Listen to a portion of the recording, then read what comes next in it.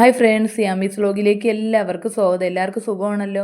അപ്പോൾ ഈ ചൂട് സമയത്ത് ശരീരവും മനസ്സും ഒരേപോലെ തണുപ്പിക്കുന്നതിന് വേണ്ടി നമുക്കൊരു മാംഗോ ഐസ്ക്രീം ഉണ്ടാക്കിയെടുക്കാം. ഇപ്പോൾ ചക്കക്കാലവും മാങ്ങയുടെ കാലമൊക്കെ അല്ലേ, അപ്പോൾ നമുക്ക് ഐസ്ക്രീം ഉണ്ടാക്കിയെടുക്കാം. നമ്മളിപ്പോൾ ഐസ്ക്രീമൊക്കെ കുടിക്കാൻ തോന്നിക്കഴിഞ്ഞാൽ നമ്മൾ നേരെ ബേക്കറി കടയിൽ പോയി ഐസ്ക്രീം വാങ്ങിച്ച് കുടിക്കുകയല്ലേ ചെയ്യുന്നു. അപ്പോൾ നല്ല രുചികരമായിട്ടുള്ള ബേക്കറി കടയിൽ കിട്ടുന്ന അതേ ടേസ്റ്റിൽ തന്നെ നമുക്ക് വീട്ടിലുണ്ടാക്കിയെടുക്കാം. അപ്പോൾ എനിക്ക് കുറച്ച് നല്ല പഴുത്ത മാങ്ങ കിട്ടിയായിരുന്നു കേട്ടോ. നമ്മളെപ്പോഴും ഈ മാംഗോ ഐസ്ക്രീം ഉണ്ടാക്കുന്ന സമയത്ത് നമ്മൾ ശ്രദ്ധിക്കേണ്ട കാര്യം എന്തെന്ന് വെച്ച് കഴിഞ്ഞാൽ മാങ്ങ നല്ല പുളിപ്പില്ലാത്ത പഴുത്ത മാങ്ങ നോക്കി തന്നെ എടുക്കണം. അപ്പോൾ ഞാൻ അതിനായിട്ട് 2 പഴുത്ത മാങ്ങയാണ് എടുത്തത്. പഴുത്ത മാങ്ങ എടുത്തതിന് ശേഷം നല്ലോണം തൊലിയൊക്കെ ചെത്തിയതിന് ശേഷം ഇതേപോലെ ചെറിയ ചെറിയ കഷ്ണങ്ങളാക്കി അരിഞ്ഞെടുത്ത്. അപ്പോൾ ഞാൻ ഇത് അരിഞ്ഞെടുത്ത് കപ്പളവ് നോക്കിയ സമയത്ത് 2 കപ്പ് മാങ്ങയാണ് എനിക്ക് കിട്ടിയത്.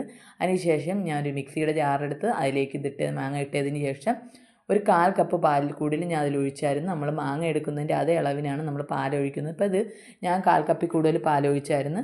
പാലൊഴിച്ചതിന് ശേഷം നല്ലോണം തരിയൊന്നും ഇല്ലാത്ത രീതിയിൽ നല്ലോണം അടിച്ചെടുക്കണം. നല്ല കുഴമ്പ് രൂപത്തിൽ തന്നെ അടിച്ചെടുക്കണം.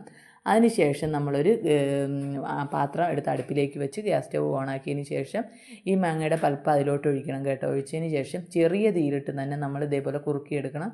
ഒരുപാട് മീഡിയം ഫ്ലെയിമിലൊന്നും ഇടരുത്, എങ്കിൽ മൂട്ടിപ്പിടിക്കും.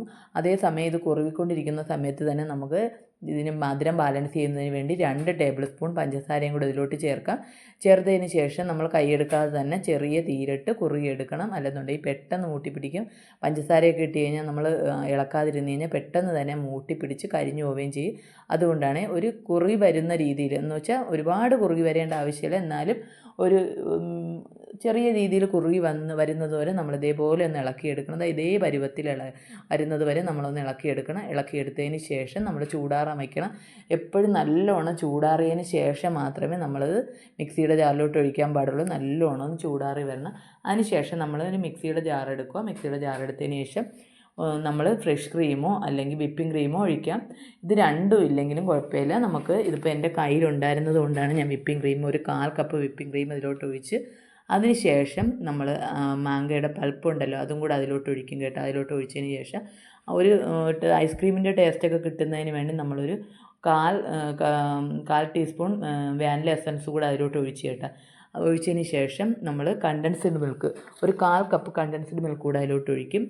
ഒഴിച്ചതിന് ശേഷം നമ്മൾ ഇതെല്ലാം കൂടെ നല്ലോണം മിക്സിയുടെ ജാറിലേക്ക് നല്ലോണം ഒന്ന് അടിച്ചെടുക്കും കേട്ടോ. ഇതെല്ലാം കൂടെ നല്ലോണം മിക്സ് ആവുന്നവരെ നമ്മൾ അടിച്ചെടുക്കണം. അപ്പോൾ നല്ല ടേസ്റ്റി ആയിട്ടുള്ള മാംഗോ ഐസ്ക്രീം തന്നെയാണ്. നമ്മൾ ആ കടയിൽ കിട്ടുന്ന അതേ ടേസ്റ്റി തന്നെ നമുക്ക് മാംഗോ ഐസ്ക്രീം ഉണ്ടാക്കിയെടുക്കാൻ പറ്റും. ഇതേപോലെ 1/4 കപ്പ് കണ്ടൻസ്ഡ് മിൽക്ക് മതി കേട്ടോ, ഒരുപാടൊന്നും വേണ്ട ആവശ്യമില്ല. എന്നിട്ട് നമ്മൾ ഇതേപോലെ മിക്സിയിലിട്ട് നല്ലോണം ഒന്ന് അടിച്ചെടുത്തതിന് ശേഷം നമ്മളൊരു പാത്രം എടുക്കണം. ഒരു റൗണ്ട് പാത്രമോ അല്ലെങ്കിൽ സ്ക്വയറിൻ്റെ പാത്രമോ ഏത് പാത്രം വേണമെങ്കിലും നമുക്ക് എടുക്കാം. എടുത്തതിന് ശേഷം അതിലോട്ട് ഒഴിച്ചതിന് ശേഷം നമ്മൾ ഒരു ബട്ടർ പേപ്പറോ അല്ലെങ്കിൽ അലുമിനിയം ഫോയിലോ എന്തെങ്കിലും വെച്ച് നല്ലോണം ഒന്ന് മൂടി വെക്കണം.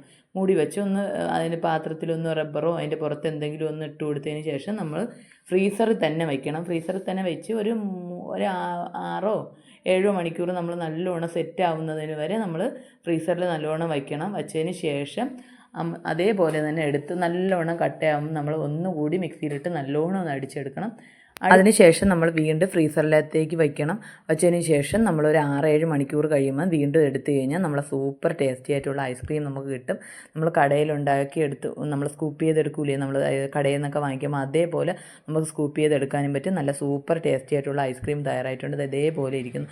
നല്ല സൂപ്പർ ടേസ്റ്റി ആയിട്ടുള്ള ഐസ്ക്രീമാണ്. ഇതെല്ലാവരും ഒന്ന് ട്രൈ ചെയ്ത് നോക്കണം. എൻ്റെ ചാനൽ ഇഷ്ടപ്പെടുകയാണെങ്കിൽ ഒന്ന് ചാനൽ സബ്സ്ക്രൈബ് ചെയ്ത് സഹായിക്കണേ മക്കളെ. മറ്റുള്ളവർക്കായി ഈ വീഡിയോ ഷെയർ ചെയ്ത് കൊടുക്കാനും മറക്കരുതേ. നിങ്ങളെല്ലാവരും സ്കിപ്പ് ചെയ്യാതെ തന്നെ ഈ വീഡിയോസ് ഒന്ന് കണ്ടുപോകണേ. അപ്പോൾ മറ്റൊരു വീഡിയോയുമായി വരുന്നവരെ ടാറ്റാ.